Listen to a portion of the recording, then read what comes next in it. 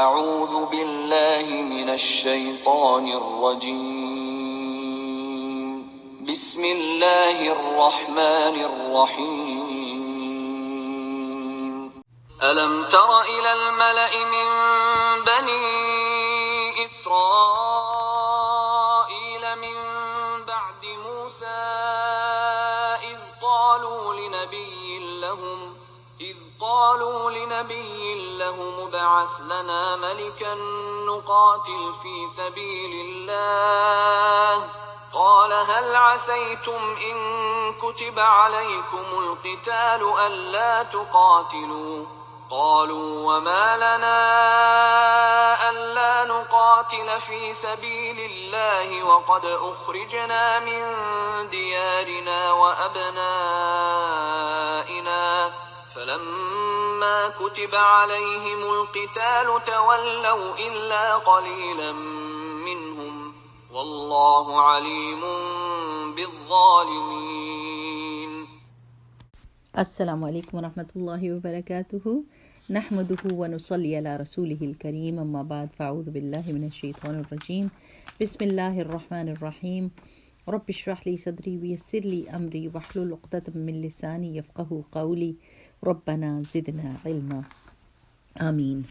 اللہ سبحانہ وتعالیٰ سے دعا ہے کہ اللہ تعالیٰ بہترین طریقے سے ہم کو قرآن سمجھنے اور اس پر عمل کرنے کی توفیق عطا فرمائے، اور اس میں جو بھی سبق اللہ سبحانہ وتعالیٰ ہم کو دیتے ہیں، پرانے واقعات سنا کر، کسی قوم کی بات بتا کر، اللہ تعالیٰ کرے کہ ہمارے دل کی آنکھیں کھل جائیں اور ہم اس سبق کو اپنی آنکھوں سے دیکھیں اور اپنے دل سے سمجھیں. ٹھیک ہے نا؟ اور پھر اس پر یعنی اگر انہوں نے غلطی کی ہے تو اس غلطی کو ریپیٹ نہ کریں، اگر کوئی اچھائی کی ہے تو اس اچھائی کو فالو کریں. پچھلی آیت میں ہم نے کیا پڑھا تھا کہ مال کے ساتھ کیسے جہاد کیا جاتا ہے اور قرض حسنہ کیسے دیا جاتا ہے. اللہ سبحانہ وتعالیٰ کس کو قرض حسنہ کہتے ہیں؟ جیسے جیسے آپ کی نیت خالص ہوگی، آپ کا طریقہ خوبصورت ہوگا، آپ ویسے ویسے اللہ سبحانہ وتعالیٰ آپ کے درجات میں اور آپ کے ثواب میں بھی اضافہ کرے گا. تو ہمیں قرض حسنہ دینے سے پہلے، یعنی وہ قرض جو اللہ کی راہ میں دیا جائے، اللہ تعالیٰ کی خوشنودی کے لیے، اللہ کے چہرے کے لیے، تو اس میں ہم کو اپنی ہر چیز خوبصورت کرنی ہے تاکہ اس کی قبولیت اور اس کے درجات بلند ہوں. ٹھیک. اب آئی ہے بات قتال فی سبیل اللہ کی، اور اللہ سبحانہ وتعالیٰ ایک واقعہ سناتے ہیں کہ کچھ لوگ اس طرح سے بیہیو کرتے ہیں تو ہم ان سے سبق حاصل کریں گے. دیکھتے ہیں پہلے کہ آیت کیا کہتی ہے. آیت نمبر 246 ہے. اعوذ باللہ من الشیطان الرجیم بسم اللہ الرحمن الرحیم. کیا، یہ حرف استفہام ہے. کوشچن کے لیے جو حرف استعمال ہوتا ہے وہ ہے. لم نہیں. ترا، را حمزہ یا اس کا روٹ لیٹر ہے اور اس کا مطلب ہے تم نے دیکھا. اب کیا، اگر یہ پرانے زمانے کی بات ہے تو انسان اپنی آنکھوں سے تو نہیں نہ دیکھ سکتا، لیکن اپنی بصیرت سے دیکھ سکتا ہے. ایک ہوتی ہے بصارت آنکھوں کی کہ آپ آنکھوں سے کوئی چیز دیکھتے ہیں، اور ایک ہوتی ہے دل کی آنکھوں سے دیکھنا، اس کو بصیرت کہتے ہیں. تو کسی بھی واقعے سے سبق حاصل کرنے کے لیے، عبرت حاصل کرنے کے لیے جو آپ غور و فکر کی آنکھ سے دیکھتے ہیں اور سمجھنے کی کوشش کرتے ہیں، وہ والی دیکھنے کی بات ہو رہی ہے کہ علم ترا، کیا تم نے نہیں دیکھا، الا طرف، الملئی، ملأ کا روٹ کیا ہے؟ میم لام حمزہ. ملأ کا مطلب ہوتا ہے بھر جانا، بھر جانا. تو چونکہ سردار، ملأ کا مطلب سردار ہے، کہ سرداروں کو دیکھ کے انسان کا دل روب سے بھر جاتا ہے نا، تو وہ اس لیے ملأ کو ملأ کہتے ہیں. کیا نہیں تم نے دیکھا طرف سرداروں کی، من سے، بنی اسرائیل، بنی اسرائیل کے سرداروں میں سے. اب بنی کا کیا مطلب ہے؟ بنین یہ تھا اصل میں ورڈ، لیکن مضاف الیہ کی وجہ سے نون گرا ہے. تو بنین کہتے ہیں بیٹوں کو، اور بیٹوں میں کیا آ جاتے ہیں؟ بچے، بچے جیسے ہم کہتے ہیں. اسرائیل یہ لقب تھا حضرت یعقوب علیہ السلام کا، اور اسرا کا کیا مطلب ہے؟ بندہ، اور ایل کا مطلب اللہ سبحانہ وتعالیٰ. جیسے آپ کہتے ہیں نا عبداللہ، ٹھیک ہے نا؟ تو عبداللہ کا کیا مطلب ہے؟ اللہ کا بندہ. تو اسرائیل کا مطلب یہ اللہ کا بندہ ہے. ٹھیک ہے نا؟ تو یہ کس کا لقب تھا؟ یعقوب علیہ السلام کا.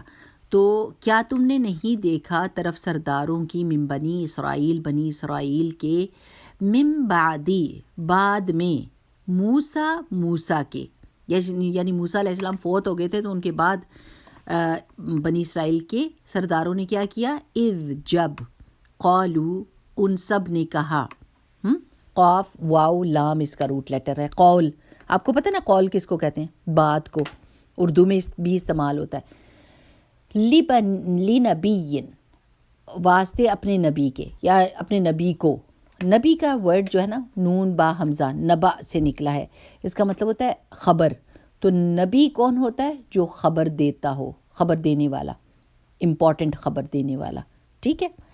اذ قالو، جب کہا ان سب نے، لنبی، اپنے نبی کے لیے، لہم، ان کے لیے، وہ کیا کرے، ابعث،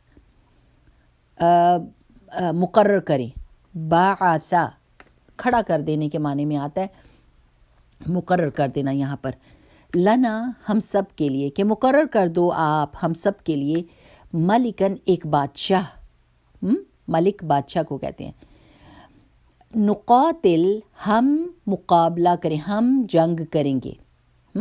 اب میں نے آپ کو بتایا تھا نا، قاف تا لام اگر ایک ہی لے میں آ رہے ہو نا اور ان کے بیچ میں کوئی اور لیٹر نہ آئے تو اس کا مطلب لٹرلی قتل کرنا ہوتا ہے، ٹھیک ہے نا۔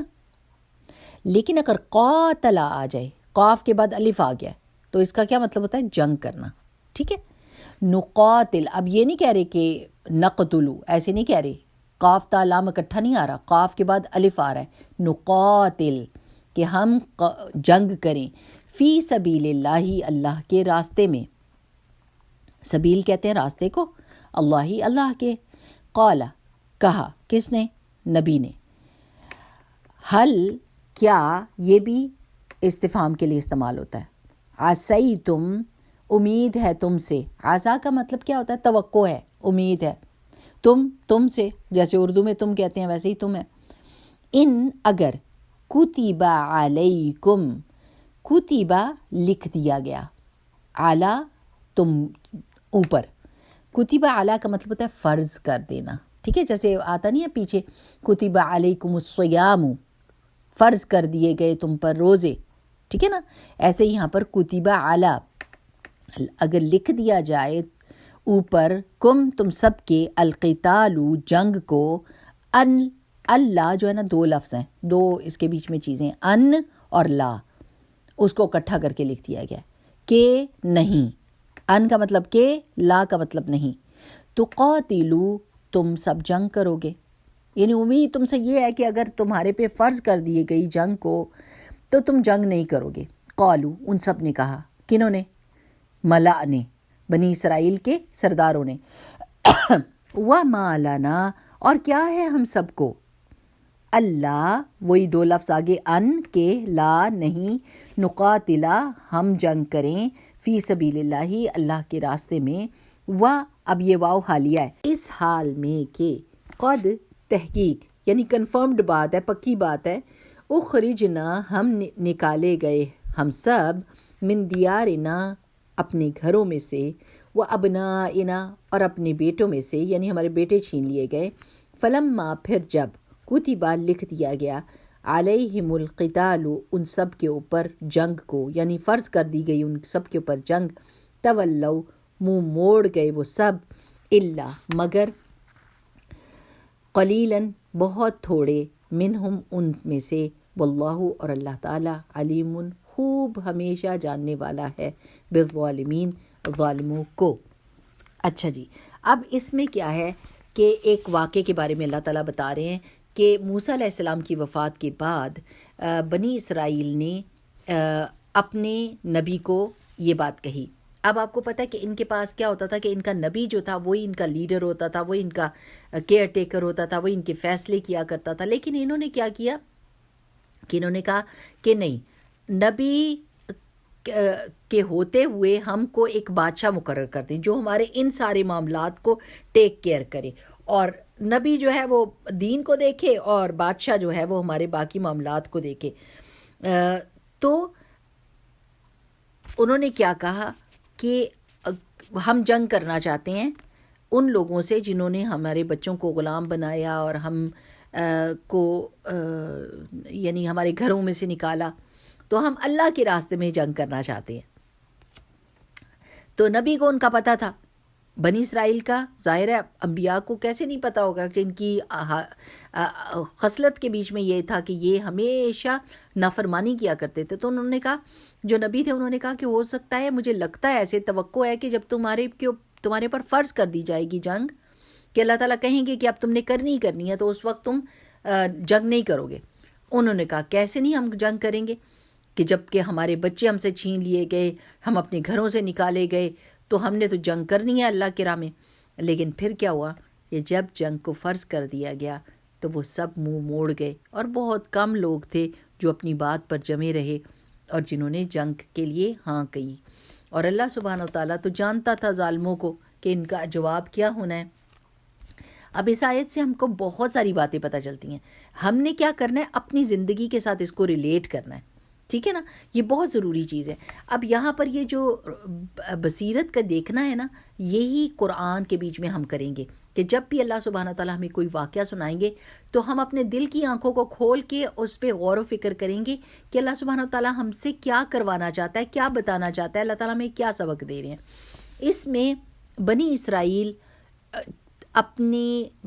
کی بے چینی دل کی اور ہر وقت بے اطمینانی اور اپنے نبیوں کی نافرمانی کرنا اور بڑے بڑے مطالبے کرنا ان کی عادت تھی. تو ہم اس چیز سے کیا سیکھ سکتے ہیں کہ قناعت اور اللہ تعالیٰ کی شکر گزاری ایک بہت بڑی نعمت ہے انسان کے لیے. یہاں پر اللہ سبحانہ تعالیٰ نے یہ کہا ہے کہ بنی اسرائیل نے موسیٰ علیہ السلام کے بعد جو نبی تھے ان کو کچھ کہا. اب ہمیں نہیں معلوم کہ یہ نبی کون ہے، اللہ سبحانہ تعالیٰ نے ہم کو نہیں بتایا اسپیسیفکلی، تو ہم نے یہ غور و فکر نہیں کرنے لگ جانا کہ یہ نبی کون تھے، بلکہ ہم نے یہ غور و فکر کرنا ہے کہ یہ بات کیا ہو رہی ہے، ٹھیک ہے نا. اب ہمیں بنی اسرائیل کی روایت سے یہ پتہ چل جائے گا کہ یہ کون سے نبی تھے، لیکن چونکہ اللہ تعالیٰ نے ہم کو یہاں پر نہیں بتایا تو کھوج ہمیں نبی کے نام کی نہیں ہونی چاہیے، کھوج ہمیں اس بات کی ہونی چاہیے کہ اس سے ہم کو سبق کیا ملتا ہے. تو بنی اسرائیل کا یہ پرانی عادت تھی کہ وہ دعوے بہت بڑے بڑے کرتے تھے، مطالبے بہت بڑے بڑے کرتے تھے، لیکن جب اطاعت کی بات آتی تھی تو بھاگ جاتے تھے. اور یہ ہم نے نہیں کرنا کہ ہم بڑے بڑے دعوے کریں اور اللہ تعالیٰ سے مطالبے بھی کریں، اللہ تعالیٰ ہمیں دولت مل گئی تو ہم یہ بھی کریں گے، تو ہم یہ بھی کریں گے، ہم یہ بھی کریں گے، اور جب وقت آئے اور اللہ تعالیٰ دولت دے دے تو اس وقت ہم کہیں ہائے ہمارے تو یہ بھی کام ہے وہ بھی کام ہے، ٹھیک ہے. تو ایسی چیز اپنے لیے مانگنی ہی نہیں چاہیے جو کہ بہت بڑا فتنہ ہماری ذات کے لیے بن جائے. ہم اپنے آپ کو بہت اچھی طرح سے جانتے ہیں. تو انہوں نے کیا کہا کہ ہم نے اللہ کی راہ میں جنگ کرنی ہے. اللہ کی راہ میں جنگ کرنے کا مطلب ہے کہ آپ اللہ کے دین کی سرخروئی کے لیے جنگ کر رہے ہو، ٹھیک ہے نا. تو نیت آپ کی اللہ کے لیے خالص ہونی چاہیے. جیسے رسول اللہ صلی اللہ علیہ وسلم کی حدیث سے پتہ چلتا ہے کہ کوئی بندہ سوال کر رہا تھا کہ سب سے بہترین نماز کون سی ہے، سب سے بہترین روزہ کون سا ہے، سب سے بہترین جہاد کون سا ہے. تو ان سب میں جواب یہ تھا کہ جو اللہ کے لیے جنگ لڑی جائے وہ سب سے بہترین ہے، جو اللہ کے لیے روزہ رکھا جائے وہ سب سے بہترین روزہ ہے، جو اللہ کے لیے نماز پڑھی جاتی ہے وہ سب سے اچھی ہے. یعنی اگر اس کی نیت میں گڑبڑ ہو جاتی ہے تو وہ عمل ضائع ہو جاتا ہے، ٹھیک ہے نا. اور سمجھیں کہ اس میں اگر دکھاوا آتا ہے تو وہ شرک ہو جاتا ہے، یعنی آپ اللہ کے ساتھ کسی کو شریک ٹھہراتے ہیں، ٹھیک ہے. تو انہوں نے اپنے نبی کی لیڈرشپ کے اوپر تسلی نہیں رکھی اور کہا کہ ہمارے لیے ایک بادشاہ مقرر کریں. اس سے ایک بات یہ بھی پتہ چلتی ہے کہ نبی کا درجہ بادشاہ سے بلند ہے، کیونکہ وہ نبی سے کہہ رہے ہیں کہ وہ مقرر کریں بادشاہ کو، ٹھیک ہے نا. اچھا، تو اب نبی کو یہ پتا تھا کہ یہ لوگ مطالبے تو کرتے ہیں اور دعوے بھی کرتے ہیں لیکن کام نہیں کرتے، ان کی عادت، ان کی سرشت میں یہ تھا. تو انہوں نے کہا مجھے تو لگتا ایسا ہے کہ جب تمہارے اوپر فرض کر دیا جائے گا جنگ کو تو تم جنگ نہیں کرو گے. یعنی انہوں نے اپنا خدشہ ظاہر کر دیا ان کے سامنے کہ تم ایسی بات کا مطالبہ نہ کرو جو تم پورا نہیں کر سکتے اور بعد میں وہ تمہارے لیے ہی مصیبت بن جائے. کیونکہ ان کی عادت تھی کہ یہ کویشچن بہت کرتے تھے، اطاعت سے بھاگنے کے لیے کارنرز کٹ کرتے تھے اور یعنی کوئی نہ کوئی جگہ نکالتے تھے جس کی وجہ سے وہ اللہ کے حکم سے نکل سکیں. تو نبی نے ان کو یہ بتا دیا کہ ایسا نہ ہو کہ تم ابھی تو کہہ رہے ہو لیکن جب تمہارے اوپر یہ وقت آ جائے تو تم اس چیز سے بھاگ جاؤ. تو کہنے لگے قالوا وما لنا الا نقاتل فی سبیل اللہ وقد اخرجنا من دیارنا وابنائنا، یہ ہمیں کیا ہے کہ ہم نہ جنگ کریں جب کہ ہم اپنے گھروں سے اور اپنے بچوں سے دور کیے گئے ہیں، ہم تو ضرور جنگ کریں گے۔ لیکن بعد میں کیا ہوا کہ وہ سب کے سب پلٹ کے سوائے کچھ کے۔ اب یہاں پر ہمیں ایک بات رسول اللہ صلی اللہ علیہ وسلم سے ملتی ہے کہ رسول اللہ صلی اللہ علیہ وسلم کی حدیث ہے کہ دشمن سے ملاقات کی تمنا نہ کرو، یعنی جنگ کی دل میں تمنا نہ کرو یا اس کے لیے دعا نہ کرو، بلکہ اللہ تعالیٰ سے عافیت مانگو، اور جب وہ دشمن تم سے مٹبھیڑ ہو جائے تو پھر صبر کرو، جمے رہو اور جان رکھو کہ جنت جو ہے وہ تلواروں کے سائے میں ہے۔ ٹھیک ہے نا؟ تو یعنی اپنے آپ کو خود سے کسی مشکل یا امتحان میں ڈالنے کی کوشش نہیں کرنی چاہیے۔ جیسے ہم نہیں کہتے آ بیل مجھے مار، ایسے نہیں کرنا۔ اگر ایسی سچویشن خود سے ہی کریٹ ہو جائے کہ جنگ کا موقع آ جائے تو پھر انسان ثابت قدمی کے ساتھ دشمن کا مقابلہ کرے۔ لیکن جہاں پر کوئی چیز بن ہی نہیں رہی اور آپ دشمن سے دور ہیں اور دشمن آپ سے دور ہے، تو اس کی تمنا نہیں کرنی چاہیے کہ جنگ ہو، کیونکہ اس جنگ میں کافی سارے لوگوں کا امتحان ہو جاتا ہے اور کافی سارے لوگ فیل بھی ہو جاتے ہیں، ہے نا؟ تو کبھی بھی اپنی زندگی میں امتحان مانگنے نہیں چاہیے کہ اگر میرے ساتھ یہ ہو نا تو میں یہ کروں، نہیں، کبھی بھی ایسے نہیں۔ اللہ تعالیٰ سے عافیت ہی مانگنی چاہیے کہ کسی دوسرے کو مشکل یا بلا میں دیکھ کر اپنے آپ کے لیے بندہ کیا مانگے، اللہ تعالیٰ ہمیں عافیت عطا فرما۔ جیسے ہے نا کہ کسی کو مشکل میں دیکھ کے تو کہنا چاہیے الحمدللہ الذی عافانی مما ابتلاک وفضلنی علی کثیر ممن خلق تفضیلا، کہ اس اللہ کی تعریف ہے جس نے مجھے اس چیز سے محفوظ رکھا جس میں تجھ کو مبتلا کیا اور بہت سارے لوگوں پر مجھے فضیلت دی۔ اور اللہ سبحانہ وتعالیٰ نے بھی قرآن پاک میں ایک اور جگہ پہ فرمایا ہوا نا کہ یا ایھا الذین آمنوا لا تسألوا عن اشیاء ان تبد لکم تسؤکم، اے لوگو جو ایمان لائے ہو، نہ تم اس چیز کے بارے میں سوال کرو کہ اگر وہ تمہارے لیے کھول دی جائے تو تمہیں برا لگے، تمہیں وہ چیز بری لگے۔ ٹھیک ہے نا؟ تو پھر یہ کہ جنگ کی فرضیت بھی اس سے پتہ چلتی ہے کہ اللہ سبحانہ وتعالیٰ کوئی ایسا موقع آ جاتا ہے کہ جس میں جنگ جو ہے وہ فرض ہو جاتی ہے، فرض عین ہو جاتی ہے لوگوں کے اوپر کہ انہوں نے نکلنا ہی ہوتا ہے اور جنگ کرنا ہی ہوتا ہے۔ اور اس سے یہ بھی پتہ چلتا ہے کہ لوگوں کو ان کے گھروں سے نکالنا اور ان کے بچوں سے دور کرنا ایک ظلم کی قسم ہے۔ اور دوسرا ظلم کیا ہے کہ جب اللہ سبحانہ وتعالیٰ آپ کو کوئی حکم دے اور آپ اس سے بھاگ جائیں تو وہ بھی ایک ظلم کی قسم ہے، یعنی دونوں ہی غلط کام ہے۔ سبحان اللہ کہ اللہ سبحانہ وتعالیٰ نے اس آیت کا شروع ہی کیا الم ترا، کہ کیا تم نے نہیں دیکھا، یعنی جب کوئی سوال کرتا ہے نا تو ایک دم دوسرا بندہ کانشیس ہو جاتا ہے اور اس کے کان کھڑے ہو جاتے ہیں اور وہ غور کرتا ہے۔ جیسے اللہ سبحانہ وتعالیٰ نے ایک اور جگہ پہ فرمایا نا یا ایھا الذین آمنوا هل ادلکم علی تجارت، تو اللہ تعالیٰ پوچھتے ہیں ایمان والو کیا میں بتاؤں تمہیں اس تجارت کے بارے میں جس میں کوئی بھی خسارہ نہیں ہے؟ تو دوسرا کیا ہوتا ہے کہ ہاں جی پتہ کرنا ہے ہم کہ ایسی کون سی تجارت ہے۔ اور دوسری جگہ پہ آتا ہے حل اتاک حدیث الغاشیہ، کیا تمہارے پاس آ گئی ہے ڈھانپ دینے والی کی بات، یعنی قیامت کی بات کی جا رہی ہے، کیا تمہیں آگے تمہارے پاس یہ بات پہنچ گئی ہے تمہارے پاس؟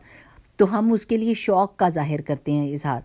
تو یہ استفہام اس لیے ہوتا ہے تاکہ جو سننے والا ہے، جو مخاطب ہے، اس کے دل کے بیچ میں شوق کا اظہار ہو جائے، وہ شوق سے سنے اور اس چیز کو جاننے کی کوشش کرے۔